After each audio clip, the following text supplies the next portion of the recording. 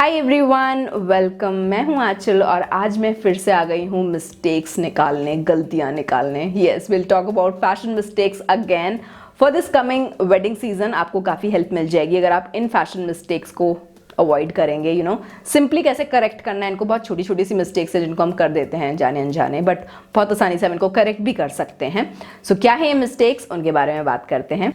Okay, तो सबसे पहली मिस्टेक जो हम कर देते हैं वो है सीक्वेंस से रिलेटेड जो भी हमारा ये वाला फैब्रिक होता है ना, इसमें पूरा भरा हुआ काम होता है।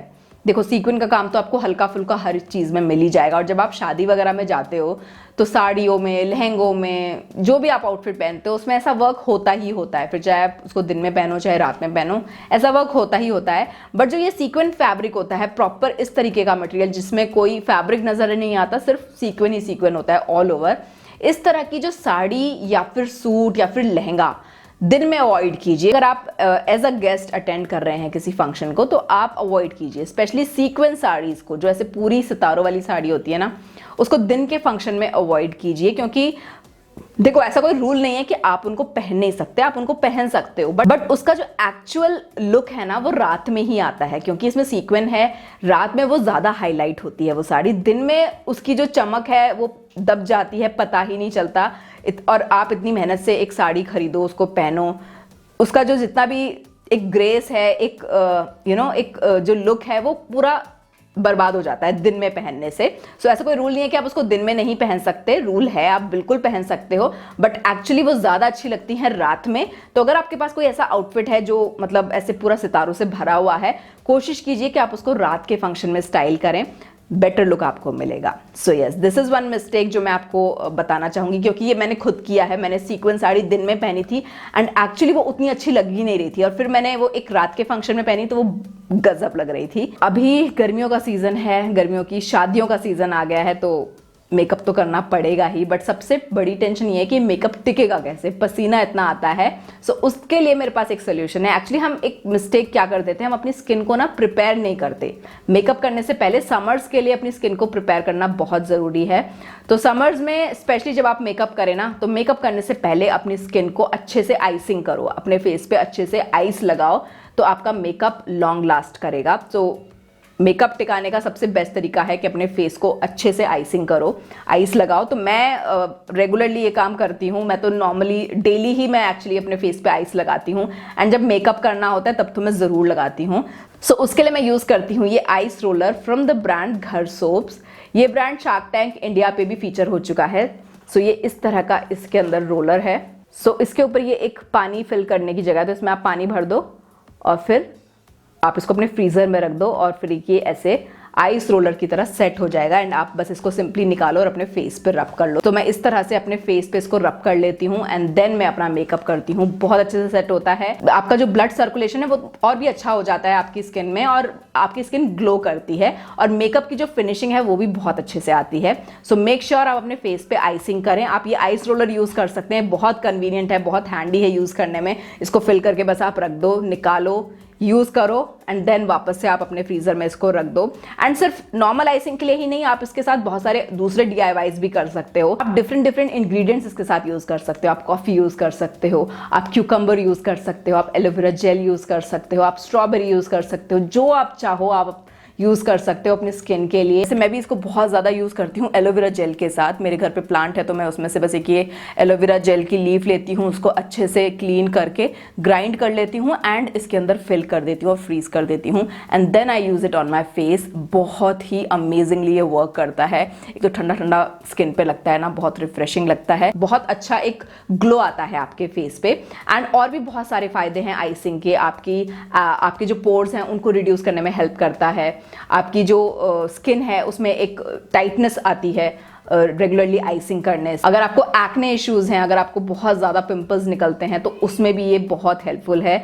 आपको एक्ने वगैरह के इश्यूज़ आपके बहुत कम हो जाएंगे। गर्मियों में एक ये मस्ट हैव प्रोडक्ट है जो आप ज़रूर ट्राई करना, एंड मैं आपको हाईली रिकमेंड करूँगी। आप इसका लिंक चेक कर लेना, नीचे डिस्क्रिप्शन बॉक्स में मैंने दे दिया है। नेक्स्ट जो मिस्टेक है, बहुत ही कॉमन मिस्टेक है, वो है ज्वेलरी मिक्सअप करना हम सब करते हैं, किसी के ईयरिंग्स किसी की ज्वेलरी के साथ मिक्स कर लिया, मिक्स एंड मैच करना इज़ वेरी गुड थिंग, मैं तो बहुत करती हूँ। बट एक चीज़ का ध्यान रखिए कि जो फिनिश है आपकी ज्वेलरी की, लाइक अगर आपकी ज्वेलरी की फिनिश गोल्ड में है तो अपनी ज्वेलरी को गोल्ड में ही रखिए। जैसे कि अगर आपने ईयरिंग्स पहने हैं वो गोल्ड फिनिश में है, कुंदन के इयरिंग्स पहने हैं फॉर एग्जांपल, बट उनकी जो फिनिशिंग है वो थोड़ी सी गोल्ड में है, तो जो आप चोकर वगैरह उसके साथ पहनोगे या बैंगल्स वगैरह जो पहनोगे या फिर कोई भी दूसरी ज्वेलरी पहनोगे उसके साथ, उसमें भी थोड़ी सी गोल्डन फिनिश होनी चाहिए। उसमें ऐसा नहीं होना चाहिए कि उसमें सिल्वर फिनिश आ रही है। तो इस चीज़ का ध्यान रखिए, सिल्वर के साथ गोल्ड को मिक्स नहीं करना है। कभी कभी आप स्टाइल कर सकते हो, वो बात अलग है कि वो बहुत आपने एक्सपेरिमेंट किया है वो अच्छा लग रहा है, बट ये हमेशा काम नहीं आता है। सो कोशिश कीजिए अगर आपने गोल्ड में कोई ज्वेलरी पहनी है तो गोल्ड पीसेस के साथ ही उनको मिक्स एंड मैच कीजिए, अगर सिल्वर में है तो सिल्वर के साथ ही मिक्स एंड मैच कीजिए। फॉर एग्जांपल मैंने अगर ये इस तरह की कोई ज्वेलरी पहनी है, नेकलेस मैंने कोई पहना है, तो उसके साथ गोल्ड फिनिश वाली ज्वेलरी नहीं अच्छी लगेगी, गोल्ड फिनिश वाले ईयरिंग्स इसके साथ नहीं जाएंगे, इसके साथ इसी की तरह के लुक के ईयरिंग्स जाएंगे। सो इस तरह से आपको मिक्स एंड मैच करना है। नेक्स्ट बहुत बड़ी मिस्टेक जो हम कर देते हैं वो है कि हम अपना आउटफिट ही नहीं प्लान करते हैं। हर एक चीज़ प्लान कीजिए। किसी भी फंक्शन में आप जाने वाले हैं उससे थोड़े दिन पहले से ही प्लानिंग शुरू कर दो कि आप कौन सी ड्रेस, कौन सी साड़ी, कौन सा सूट, कौन सा लहंगा क्या पहनने वाले हो, उसके साथ ब्लाउज कैसा होगा, उसके साथ पेटीकोट कैसे होगा, उसके साथ आप कौन सी ज्वेलरी पहनोगे, उसके साथ कौन सी हील्स पहनोगे, उसके साथ कौन सा बैग कैरी करोगे, क्या हेयर स्टाइल होगा। हर एक चीज़ पहले से प्लान कर लो और सॉर्ट करके रख लो कि हर एक चीज़ ठीक तो है। कई बार ऐसा होता है लास्ट मोमेंट पे हमारा अपने ब्लाउज निकाला वो आपको फिट ही नहीं हो रहा है, या फिर उसमें कुछ हुक नहीं है, या फिर कहीं से वो उसमें कुछ प्रॉब्लम है, तो फिर हमें लास्ट मोमेंट पे हमारे पास टाइम नहीं होता क्योंकि फिर हम कुछ और पहन लेते हैं। बट अगर आप पहले से प्लानिंग करोगे तो आप हर एक चीज़ पहले से देख के रखो, प्लान करके रखो, तो सारी चीज़ों का आप सोल्यूशन निकाल सकते हो। अगर आपके ब्लाउज में कोई दिक्कत है तो आप उसको सॉल्व कर सकते हो, अगर आपकी ज्वेलरी के साथ कोई प्रॉब्लम है तो आप उसको सॉल्व कर सकते हो। सो हर एक चीज़ को पहले से प्लान करके रखो, लास्ट मोमेंट के लिए मत बचा के रखो। हम कई बार अपने आइडियाज़ अपने हेड में प्लान कर लेते हैं बट एक्चुअली उनको हम वैसे नहीं प्लान करते। कपड़े वगैरह सब एक साथ प्लान करके निकाल के पहले से आयरन वायरन करके सब कुछ सेट करके रखो, सो दैट लास्ट मोमेंट पे आपको इधर उधर ना भागना पड़े। एंड एक्चुअली इस तरह से करने से ना आप ज़्यादा अच्छे से मिक्स एंड मैच कर पाते हो। जब आप बहुत तसल्ली से अपने आउटफिट को प्लान करोगे तो आप ज़्यादा अच्छे से कर पाते हो। कई बार ऐसा होता है मेरे साथ स्पेशली कि मैं लास्ट मोमेंट तक मुझे नहीं पता है कि मुझे क्या पहनना है, और फिर ऐसा होता है कि मैं बस जो सामने मुझे दिखता है मैं फटाफट से उसको निकाल के पहन लेती हूँ, है ना। और फिर फंक्शन से आने के बाद कई बारी मुझे कोई ज्वेलरी मिलती है या कुछ और मिलता है, और फिर मुझे लगता है यार ये मैंने क्यों नहीं पहना, ये तो मैं इसके साथ स्टाइल कर सकती थी, ये तो उसके साथ बहुत अच्छा लगता। बाकी सारी चीज़ें बाद में मैं सोचती हूँ, बट उस टाइम जिस टाइम मुझे रेडी होकर जाना था उस टाइम मेरे दिमाग में कुछ नहीं आता है, मैं जो मिलता है बस वो उठा के पहन लेती हूँ और चली जाती हूँ। तो ये गलती कभी मत करना, अपने आउटफिट को हमेशा पहले से ही प्लान करके चलो, हर एक चीज़ पहले से रेडी कर लो कि आपको क्या क्या पहनना है, सब कुछ सेट है कि नहीं, आयरन वगैरह भी सब कुछ पहले कर लो। कई बार तो मेरे साथ ऐसे भी होता है कि लास्ट मोमेंट पे लाइट चली गई और मैं अपनी साड़ी पे प्रेस भी नहीं कर पाती। Next mistake is related to our footwear. Yes, अब कौन से आउटफिट के साथ कौन से फुटवेयर पहने, इसके ऊपर अगर आपको अलग से वीडियो चाहिए तो बहुत डिटेल वीडियो बन सकती है इसके ऊपर, तो मैं अलग से बना दूंगी। मुझे आप कमेंट करके ज़रूर बताना एंड इस वीडियो को एक थम्स अप ज़रूर देना। सो फुटवेयर से रिलेटेड ये गलती है कि हम अक्सर क्या होता है ना, हम अपने फुटवेयर पे ध्यान नहीं देते। बहुत ध्यान से देखिए अपने कि वो बहुत ज़्यादा पुराने से तो नहीं दिख रहे हैं, कोई स्क्रैचेस तो नहीं है, ऊपर की लेयर तो नहीं निकली है, कहीं से थ्रेड तो नहीं निकले हैं, या फिर गंदे तो नहीं हैं, अच्छी कंडीशन में होने चाहिए। जितना ध्यान आप अपने आउटफिट को देते हैं ना उतना ध्यान आप अपने फुटवेयर को भी दीजिए। अच्छी कंडीशन में होने चाहिए आपके फुटवेयर, ऐसा नहीं लगना चाहिए कि आपने बहुत पुराना सा कहीं से निकाल के कुछ पहन लिया है।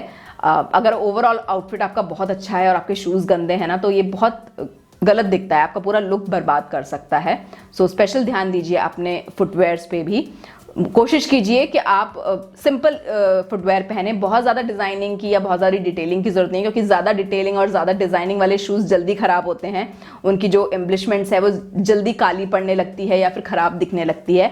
बट सिंपल प्लेन तरह के अगर आप फुटवेयर अपने लिए लेंगे तो वो लॉन्ग लास्ट करते हैं, इतने ज़्यादा वो ख़राब भी नहीं दिखते बहुत जल्दी से, है ना। सो सिंपल बेसिक डिज़ाइंस में आप कोशिश कीजिए अपने फुटवेयर को रखने की, और अच्छी कंडीशन में उनको रखिए, साफ़ सुथरा उनको रखिए, एंड जब भी जाएँ आप कहीं पर रेडी होने से पहले तो एक चेक ज़रूर कीजिए।